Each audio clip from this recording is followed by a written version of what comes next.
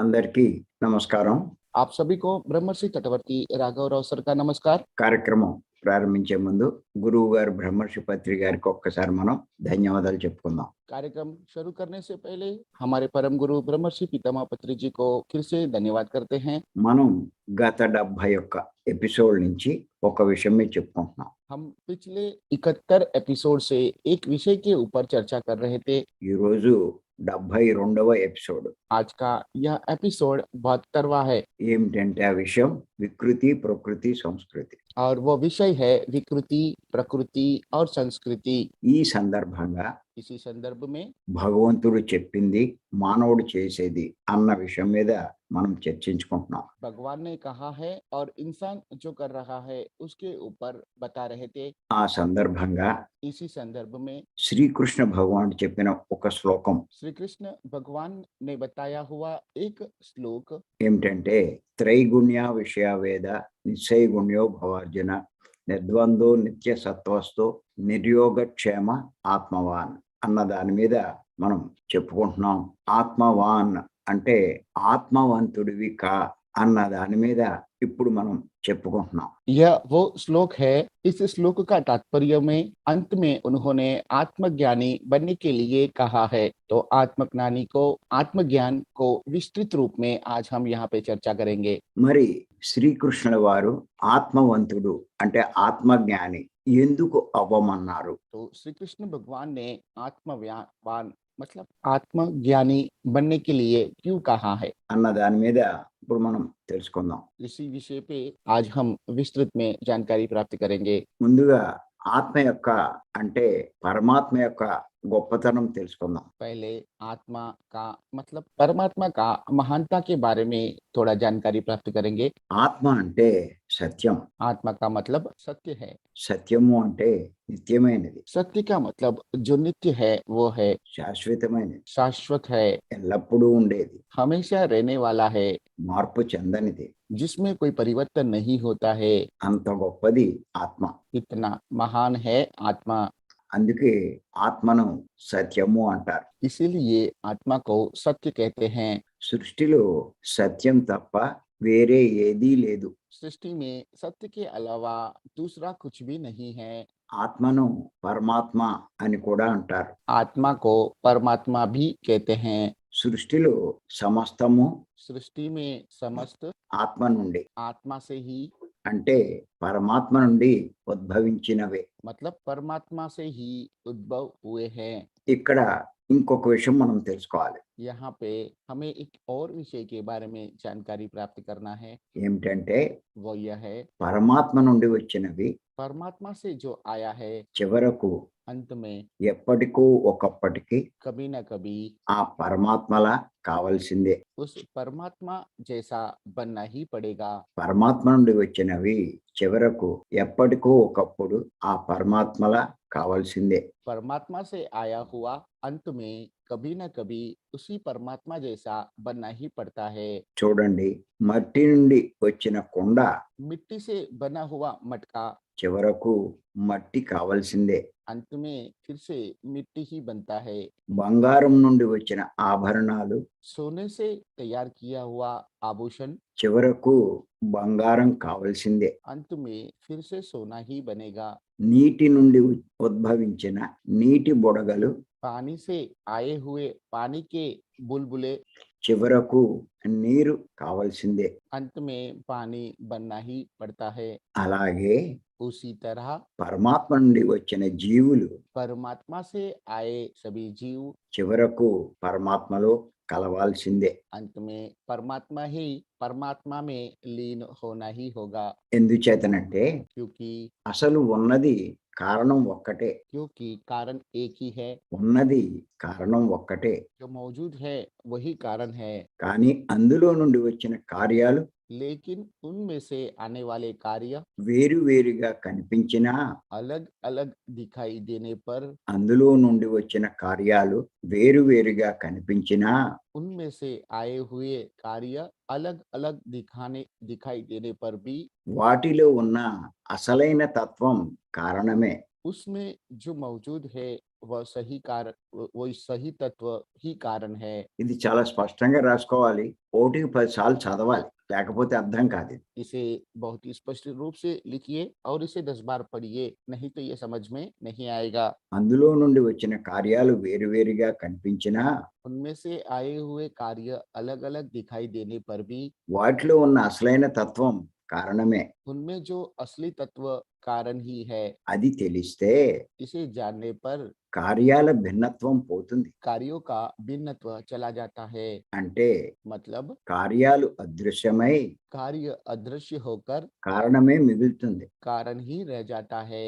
అంటే కార్యాలు అదృశ్యమై मतलब कार्य अदृश्य होकर కారణమే మిగులుతుంది. कारण ही शेष रहता है। అదే సత్యం. वही सत्य है। దీని యొక్క అర్థం మీకు అర్థమయ్యే రీతిలో చెప్తాను. इसका तात्पर्य आपको समझ में आए उस तरह से सुलभ तरीके से बताएंगे। సృష్టిలో కార్యము కారణము కార్యము అని రెండు ఉన్నాయి. सृष्टि में कार्य और कारण ऐसे दो है।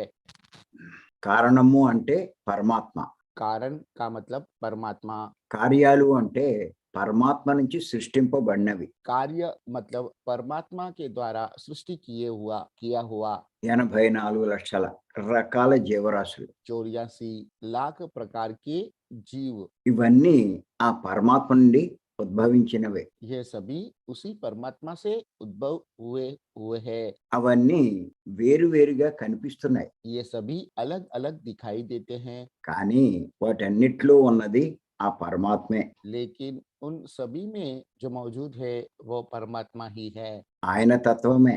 उनका तत्व ही है। ఇందాక మనం చెప్పుకున్నాం, इससे पहले हम बता चुके हैं, కుండలన్నీ మట్టి నుంచే వస్తాయి. सभी मटके मिट्टी से ही आते हैं। కుండల ఆకారాలు రకరకాలుగా కనిపిస్తాయి. मटके के बर्तन अलग अलग प्रकार के दिखाई देते हैं, రకరకాల పేర్లు ఉంటాయి. अनेक प्रकार के नाम होते हैं, రకరకాలుగా ఉపయోగపడతాయి. अनेक प्रकार के उपयोग में आते हैं, చూడ్డానికి వేరువేరుగా ఉంటాయి. देखने में अलग अलग प्रतीत होते हैं, కానీ అన్నీ మట్టి నుంచి వచ్చినవే.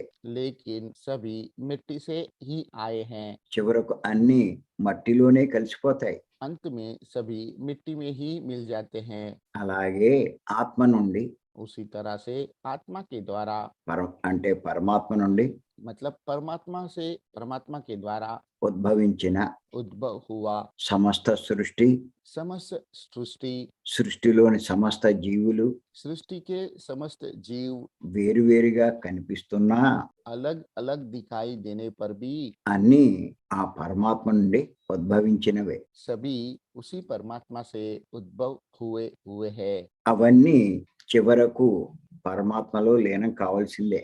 ये सभी अंत में परमात्मा में लीन होना ही है। అందుచేత इसीलिए కార్యాల భిన్నత్వం कार्यों का भिन्नत्व పోతే चला जाता है, అంటే అదృశ్యమై मतलब अदृश्य हो जाता है, కారణమే మిగులుతుంది. कारण ही रह जाता है। అదే సత్యం. वही सत्य है। ఇప్పుడు మనమంతా अभी हम सब ఈ కార్యాలు భిన్నమైనవిగా భావిస్తున్నాం. इन कार्यों को अलग अलग है ऐसा भाव में रहते हैं। ఈ తత్వం అర్థమవుతే यदि यह तत्व समझ में आता है, అంతా ఒకటే అని అర్థమవుతుంది. सब एक ही है ये समझ में आता है, ఉన్నది సత్యమే అన్న విషయం తెలుస్తుంది. जो है वो सत्य ही है यह बात समझ में आ जाता है। అందుకే इसीलिए పరమాత్మ యొక్క గొప్పతనం परमात्मा की महानता అంగీరసుడు अंगिरस नाम का అంటే అంగీరస మహర్షి अंगिरस महर्षि ఈ విధంగా తెలియజేశారు. इस प्रकार से बताए हैं। స్వయం ప్రకాశము, स्वयं प्रकाश, నిరాకారము, निराकार, పుట్టుక లేనిది, जिनका जन्म नहीं होता है, విశుద్ధము, जो विशुद्ध है, సర్వవ్యాపకము, వ్యాపకము కూడా వేరే समस्त में व्याप्त हुआ అయిన పురుషుడు ऐसा पुरुष వెలుపల बाहर से, లోపల भीतर से, మనోప్రాణాలు లేనివాడై मनोपुराण रहित, అక్షర స్వరూపమై अक्षर स्वरूप होकर, శ్రేష్ఠుడై ఉన్నాడు. श्रेष्ठ होकर विद्यमान है। అని ऐसा అంగీరస మహర్షి अंगिरस महर्षि जी ने ఆత్మ గురించి आत्मा के बारे में, అంటే పరమాత్మ గురించి मतलब परमात्मा के बारे में, అంటే సత్యం గురించి मतलब सत्य के बारे में, సత్యం యొక్క గొప్పతనం గురించి सत्य की महानता के बारे में వివరించడం జరిగింది. विवरण दिया है। ఇక్కడ ఆ పరమాత్మ యొక్క అంటే ఆత్మ యొక్క గొప్పతనం ఇంకొంచెం వివరంగా తెలుసుకుందాం. यहाँ पे हम आत्मा का, परमात्मा का महानता और थोड़ा विस्तृत में जानते हैं। స్వయం ప్రకాశము అన్నారు. स्वयं प्रकाशित कहा है। స్వయం ప్రకాశము అంటే ఆయనకి ఇంకొకరెవరు ప్రకాశం ఇవ్వక్కల, ఆయనకి ఆయనే ప్రకాశిస్తూ ఉంటాడు. स्वयं प्रकाश का मतलब उन्हें किसी के द्वारा प्रकाश की आवश्यकता नहीं है, वे खुद ही प्रकाशवान है। ఉదాహరణకు उदाहरण के रूप में చంద్రుని యొక్క ప్రకాశానికి కారణం సూర్యుడే. चंद्र का प्रकाश का कारण सूर्य है। సూర్యుని ప్రకాశానికి కారణం ఆయనే. सूर्य का प्रकाश का कारण वे स्वयं है। అంచేత సూర్యుడు కూడా స్వయం ప్రకాశుడే. इस तरह से सूर्य भी स्वयं प्रकाश है। అలాగే ఆ భగవంతుడు అంటే ఆత్మ స్వయం ప్రకాశమైనది. उसी तरह से वह भगवान मतलब आत्मा भी स्वयं प्रकाशित है। ఆయన యొక్క మరొక లక్షణం నిరాకారం, उनका दूसरा लक्षण निराकार है, అంటే ఆకారం లేనిది. मतलब जिसका कोई आकार नहीं है। చూస్తే విగ్రహానికి ఆకారం ఉంది, हम देख सकते हैं मूर्ति का आकार होता है, కానీ భగవంతునికి పరమాత్మకు ఆకారం లేదు. लेकिन भगवान का मतलब परमात्मा का कोई आकार नहीं है, పుట్టుక లేనిది जिनका कोई जन्म नहीं है, అంటే పుట్టలేదు, मतलब वे जन्म नहीं लिए हैं, అంటే ఎవరు తయారు చేయలేదు, मतलब किसी ने नहीं बनाया है, అంటే స్వయంభూ, मतलब स्वयंभू है, విశుద్ధమైనది, विशुद्ध है, అంటే శుద్ధము కానిది, मतलब जो शुद्ध नहीं होता है, సర్వవ్యాపకము, सर्वव्यापक है, వ్యాపకమైనది, सर्वव्यापक हुआ है, అంటే అంతటా ఉన్నది. मतलब समस्त में है। అటువంటి పురుషుడు అంటే పరమాత్మ ऐसे पुरुष मतलब परमात्मा బయట बाहर से, సమస్త ప్రాణుల్లోని లోపల समस्त प्राणियों के भीतर, మనో ప్రాణములు లేనివాడై, मनो प्राण रहित होकर, అంటే మనసు లేదు, मतलब मन नहीं है, ప్రాణాలు లేవు. प्राण भी नहीं है, అటువంటి ఆయన ऐसा वे అక్షర స్వరూపుడై, अक्षर स्वरूपी होकर, అంటే నశింపు లేనివాడై मतलब जिसका कोई नाश नहीं होता है, ऐसा శ్రేష్ఠుడై ఉన్నాడు. श्रेष्ठ होकर विद्यमान है। అంత గొప్పవాడు భగవంతుడు, इतना महान है भगवान, అంటే ఆత్మ. मतलब आत्मा। అంత గొప్ప ఆత్మను इतने महान आत्मा को ప్రతిరోజు మనం प्रतिदिन हम ధ్యానిస్తున్నాం, ध्यान कर रहे हैं, అంటే మన ధ్యాస ఉంచుతున్నాం, मतलब हमारा ध्यान केंद्रित कर रहे हैं, ధ్యాస ఉంచుతున్నాం. केंद्रित कर रहे हैं। మరి మనం ఎంత అదృష్టవంతులం. तो हम कितने नसीबदार है। అందుచేత శ్వాస మీద ధ్యాస మించిన సాధన ఇంకొకటి లేదు అని చెప్పి తెలుసుకోవాలి. इसलिए श्वास के ऊपर ध्यान केंद्रित करने के अलावा दूसरा कोई मार्ग नहीं है, ये बात हमें जानना है। అదే పత్రి గారు మనకి ఇచ్చినటువంటి గొప్ప సాధనా మార్గం. यही पत्री जी ने दिया हुआ एक महान साधना है। ఇది నేను మా మేడం అర్థం చేసుకున్నాం కాబట్టే इसे गुरुजी और माताजी ने समझ लिया है, इसीलिए పత్రి గారు బోధించిన శ్వాస మీద ధ్యాస అన్నదాన్ని వదిలిపెట్టకుండా ఉన్నాం. पत्री जी के बताया हुआ श्वास के ऊपर ध्यान केंद्रित करने वाली साधना को छोड़े बिना पकड़ के रखे हैं। 20 సంవత్సరాల నుంచి మేము అలా ఆత్మను ఆశ్రయించడం వల్ల 20 सालों से हम उस तरह से आत्मा का आश्रय पाने की वजह से ఈ మాత్రం జ్ఞానం సంపాదించగలిగాం. इतना ध्यान प्राप्त कर జ్ఞానం, पाए हैं, జ్ఞానం इतना ज्ञान प्राप्त कर पाए हैं। అంచేత ఈ సందేశాన్ని इसीलिए इस संदेश को మీరు చాలాసార్లు మరలా చదవాలి, आपको बार बार पढ़ना है, అర్థం చేసుకోవాలి. समझने का प्रयत्न करना है। మీరు చాలా అదృష్టవంతులు అవుతారు. तभी आप बहुत ही नसीब वाले बनेंगे। ఈ అవకాశం ఇచ్చి మీ అందరికీ నేను మరొక్కసారి ధన్యవాదాలు చెప్తున్నా. ये मौका देने के लिए आप सबको फिर से एक बार धन्यवाद दिया जा रहा है। धन्यवाद। Thank you. धन्यवाद। आज का इस विषय के ऊपर यदि किसी को बात करना है तो कृपया अपने आप को अनम्यूट करेंगे। नमस्ते आयुष जी। नमस्ते सर। गीता के दूसरे अध्याय के 45वें श्लोक में कृष्ण अर्जुन को कहते हैं कि हे अर्जुन, वेदों में 3 गुणों का वर्णन है, तुम उन तीनों गुणों से रहित हो जाओ, विशुद्ध हो जाओ। राग द्वेष से, सुख दुख से, हर तरह के द्वंद्वों से रहित हो जाओ। योग क्षेम की चाहत भी मत रखो और आत्मज्ञानी बन जाओ। आज इस श्लोक के अंतिम शब्द आत्मज्ञानी को समझने का हम प्रयास कर रहे हैं। आत्मज्ञानी को समझने के पहले आत्मा को समझना आवश्यक, उस आत्मा की महानता को समझना आवश्यक है। आत्मा का अर्थ है परम आत्मा, जो अनश्वर है, शाश्वत है। शाश्वत अर्थात ना किसी का, ना उसका कभी जन्म हुआ है, ना उसका कभी मरण होगा। अपरिवर्तनीय है, इसका रूप कभी परिवर्तित नहीं होता, अतः इसे सत्य माना गया है।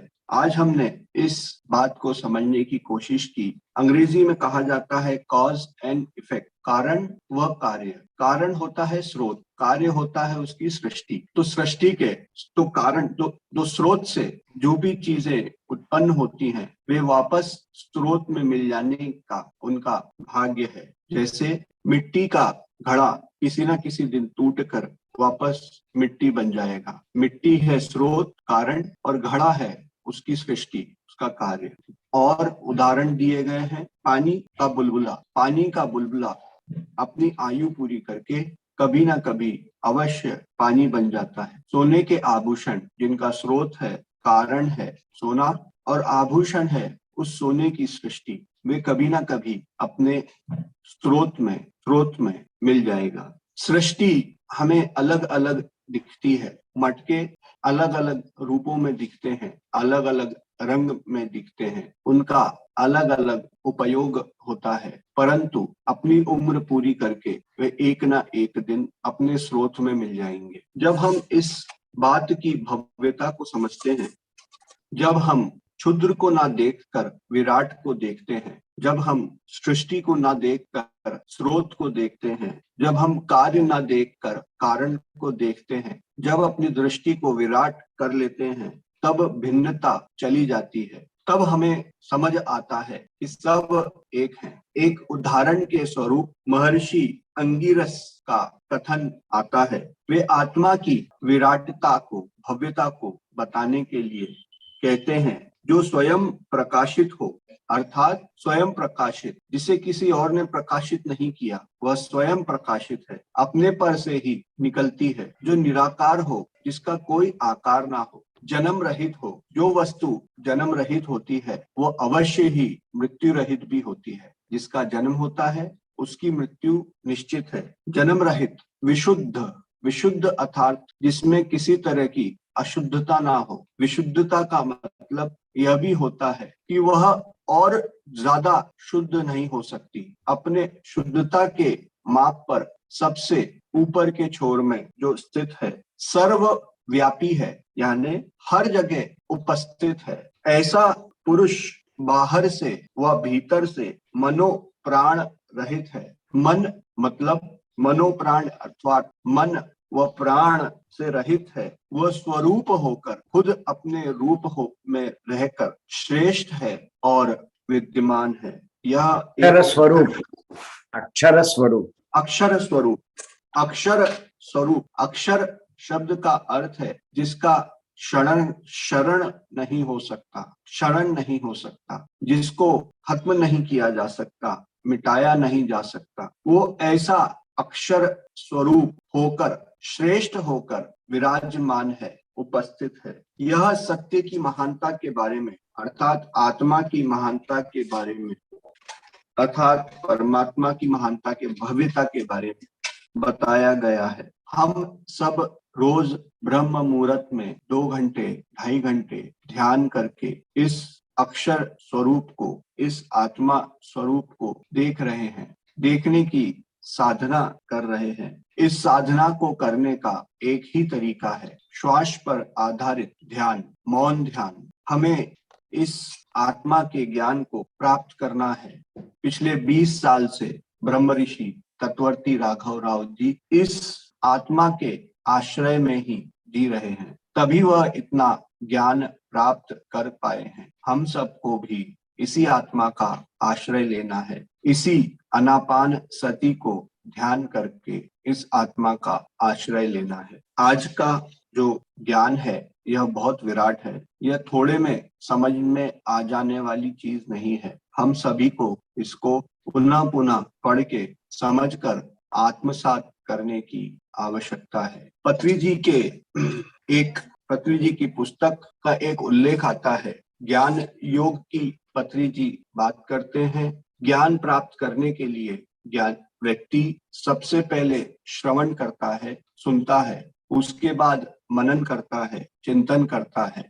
तीसरे लेवल पर, मैं नाम भूल गया, चौथे लेवल पर साक्षात्कार होता है। तो इस तरह से साक्षात्कार करने के लिए सबसे पहले हम श्रवण करते हैं, फिर मनन करते हैं, बार बार उसे पढ़ते हैं। तीसरे लेवल पर निधि ध्यासन करते हैं, चौथे लेवल पर साक्षात्कार करते हैं। सर हमें आज बताते हैं कि हमें इस ज्ञान को मनन करना है, निधि ध्यासन करना है, पुनः पुनः पढ़ना है, पुनः पुनः समझने का अभ्यास करना है, तभी हम इस ज्ञान से साक्षात्कार कर पाएंगे। धन्यवाद। Thank you sir, thank you. Geeta ji. नमस्ते तत्वती राघवराज सर, कोटि कोटि वंदन। चिरंजीवी सर आपको भी मेरा नमस्कार, प्रणाम।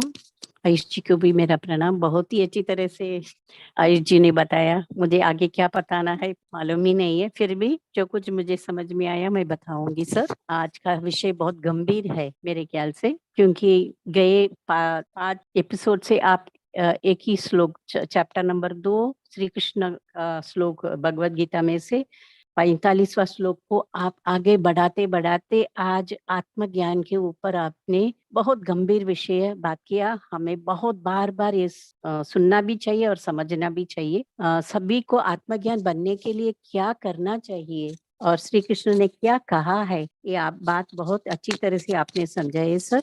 आत्मा का मतलब ही है परमात्मा, ये आप बताते हैं। और उनको परमात्मा के महानता के बारे में आपने बहुत ही अच्छी तरह से बताया कि आत्मा का मतलब सत्य है, नित्य है और ये शाश्वत है, क्योंकि सत्य कभी मिटता ही नहीं, हमेशा रहने वाला ही है, जिसमें परिवर्तन कभी नहीं होएगा, इसलिए आत्मा को सत्य कहते हैं। और नेक्स्ट स्टेप आपने बताया, सृष्टि में सत्य के अलावा कुछ भी नहीं है, हम ये नहीं जानते हैं, हम ऐसे रहते हैं, जो हम देखते हैं वैसे ही संसार करते आते हैं। सृष्टि में जो सत्य है के अलावा कुछ भी नहीं है, आत्मा को ही परमात्मा को कहते हैं। जो आत्मा है, हमारा आत्मा अंदर ही परमात्मा है, फिर भी जो परमात्मा के बारे में आपने बताया, बहुत ही अच्छी तरह से बताया। सृष्टि में समस्त आत्मा परमात्मा का ही उद्भव है, उनसे ही उत्पन्न हुआ है और अंत में कभी न कभी उसी परमात्मा से हमें लीन होना है, उनसे ही विलीन होना है। उसके इसके उदाहरण से समझाने के लिए आपने मिट्टी से बनाया हुआ मटका के बारे में बताए। जितने प्रकार के कितने प्रकार के मिट्टी से बनाया हुआ बर्तन है, लेकिन वो फिर भी अंत में मिट्टी में ही मिल जाते हैं। वैसे ही सोने से तैयार हुआ कितने आभूषण, जो स्रोत है अभी आयुष जी ने बताया, अंत में उसी से मिल जाता है, सृष्टि में ही मिल जाता है, यानी सोने में ही मिल जाता है। फिर और एक बात बताए, बहुत ही अच्छा लगा मुझे। पानी से जो आते हैं बुलबुले, अंत में खत्म होके पानी ही बन जाता है या